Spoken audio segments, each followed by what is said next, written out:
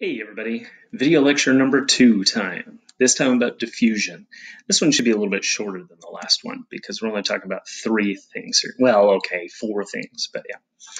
All right, so let's get to the idea of diffusion. Diffusion is huge to AP Human Geography. It's massive because diffusion is how people and ideas travel around the world and why things are the way that they are in the world. It's how it gets to be that way. So, as it says here on the screen, diffusion in general is the process of spread of a feature or trend from one place to another over time. It's exactly what diffusion means, right? Diffusion means to spread. If you put a drop of food coloring in a bowl of water, it diffuses through the water, eventually becoming completely diffused throughout.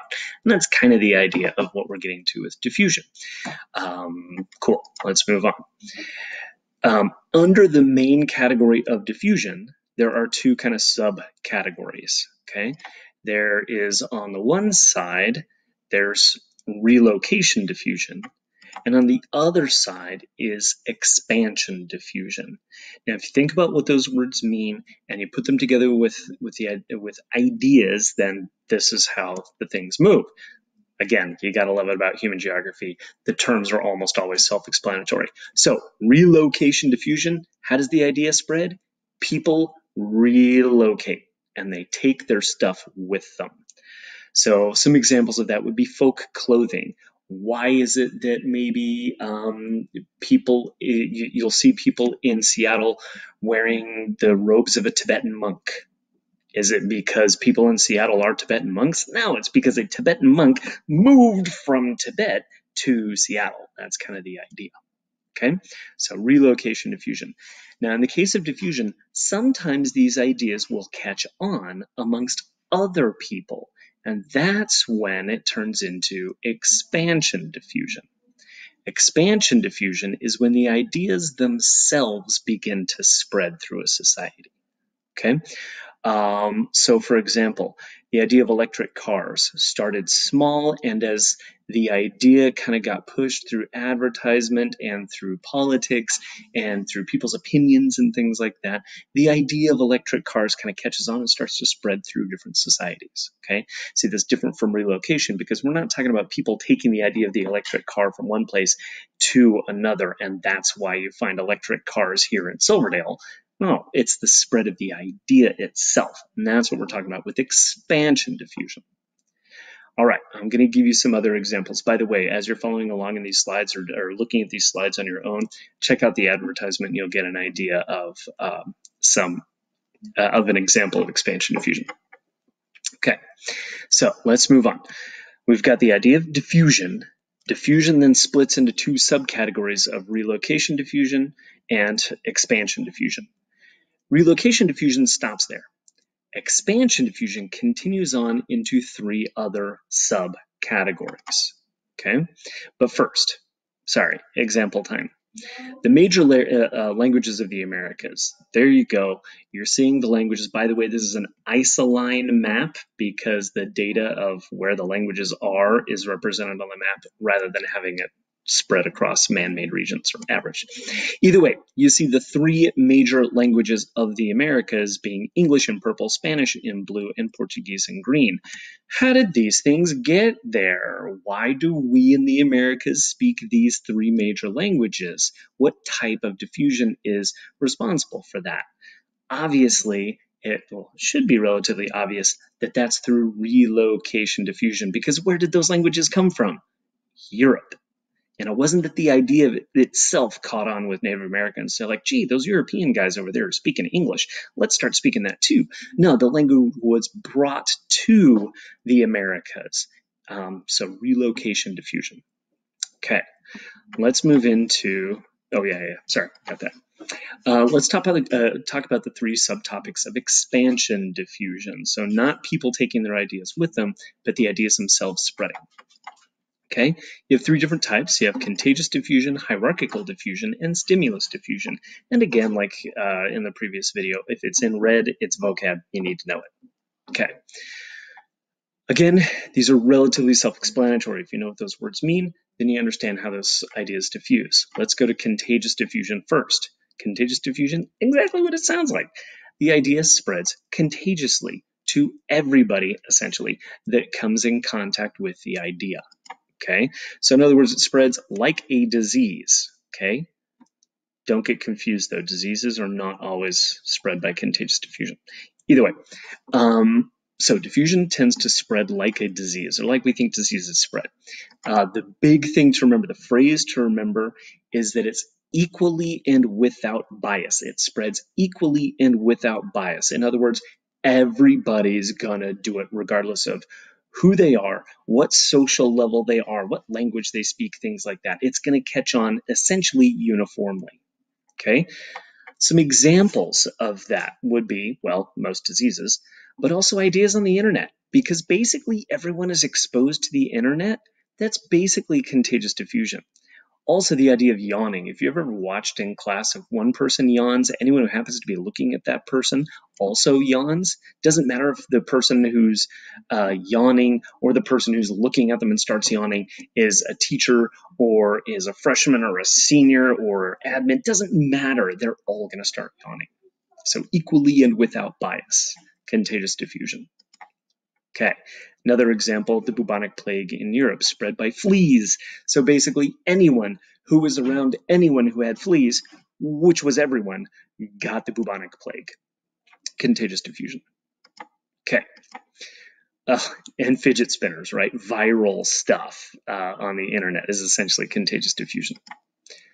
Okay, let's go to hierarchical diffusion. If you know what the word hierarchy is, then you know that hierarchy means that there's like a ranking system. There's levels to it, right? There's the highest down to the lowest, okay? So hierarchical diffusion are ideas that spread in that kind of order, hierarchically. So from nodes of authority or power, the people potentially who know about that thing spread it to others who are interested in what that person has to say, and vice versa. So examples, Birkenstocks. Okay, you know, the sandals, especially the socks and sandals. Did that spread contagiously? No, it spread to people who had a particular interest in that look for whatever reason, maybe feeling like a lumberjack or whatever. Or it spread to people who were around those particular people. So it was kind of a node of authority. Better idea would be Christianity, specifically, not all religions, but Christianity and other missionary style religions, where they send out a missionary. Well, first, that's relocation diffusion. But when that missionary teaches people, that missionary is not teaching everyone.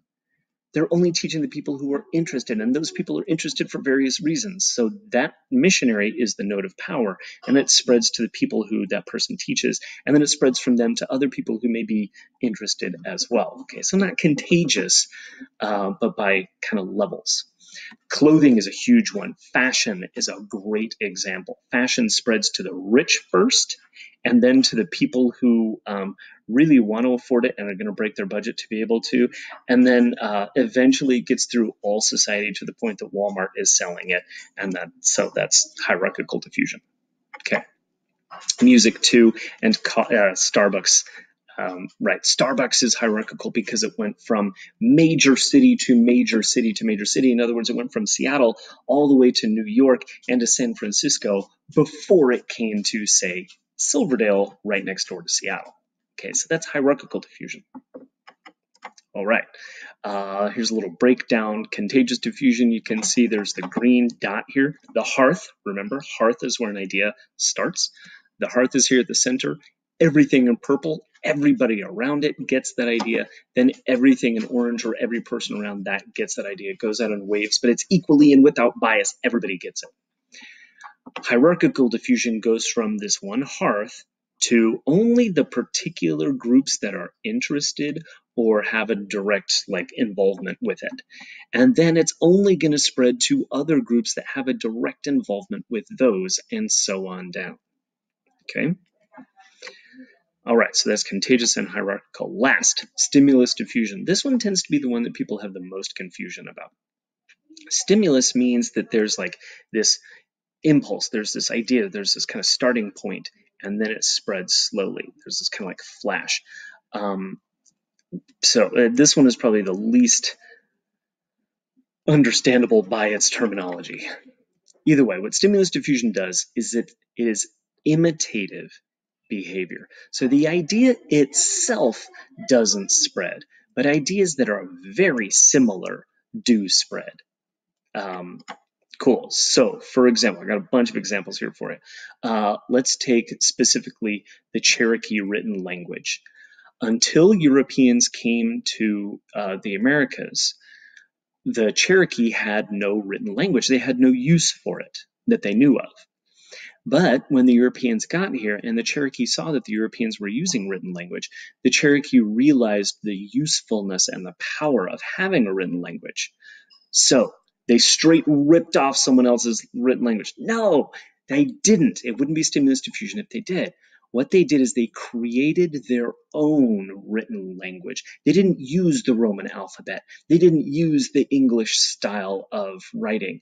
They created their own to represent their own language. That's what makes it stimulus diffusion. The very base, the very kernel of the idea spreads, but it is changed by the people that it spreads throughout. So, for instance, as another example, the Siberians domesticating reindeer.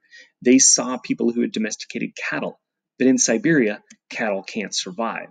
So the Siberians were like, geez, that's a great idea. Stable food source, lots of meat available, and we don't have to follow the herds around anymore. But we can't do cattle. Gee, what can we do? Reindeer.